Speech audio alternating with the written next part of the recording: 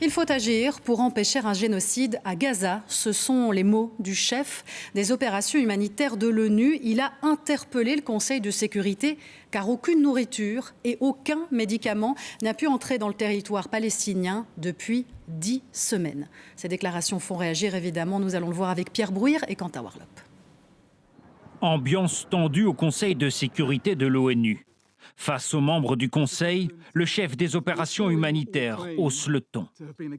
So for those killed and those whose voices are silenced, what more evidence do you need now? Will you act decisively to prevent genocide and to ensure respect for international humanitarian law? Or will you say instead that we did all we could? 19 mois après l'attaque du Hamas, les frappes israéliennes sont quotidiennes. Ce matin, la défense civile dans la bande de Gaza fait état d'au moins 29 morts et des dizaines de blessés suite aux frappes israéliennes dans le nord et le sud du territoire palestinien. These attacks terrorize the people as well as the staff who work here who tell us that they are terrified that if they continue to keep coming to work, they will be next. À côté des morts et des blessés transportés dans ce qu'il reste des hôpitaux, il y a la faim et la malnutrition pour toute une série d'enfants de l'enclave.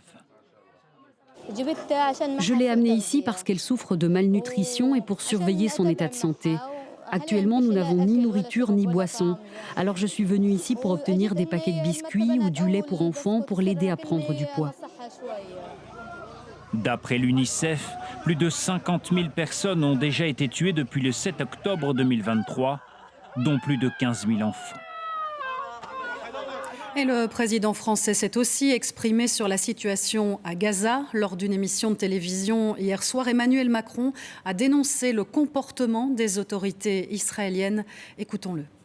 Pour la première fois depuis le début du conflit, vous imaginez ce qui se passe? Il n'y a pas d'eau, il n'y a pas de médicaments, on ne peut plus sortir les blessés, les docteurs ne peuvent plus y aller. Et je veux saluer le travail des humanitaires que j'ai vu à La Riche, les Médecins sans frontières, toutes nos ONG avec le centre de crise du Quai. Ce qu'il fait, c'est une honte. C'est une honte. Et donc, nous, on doit se battre absolument pour d'abord rouvrir, parce que ce sont des vies. Ensuite, on doit se battre pour démilitariser le Hamas, libérer les otages et construire une solution politique.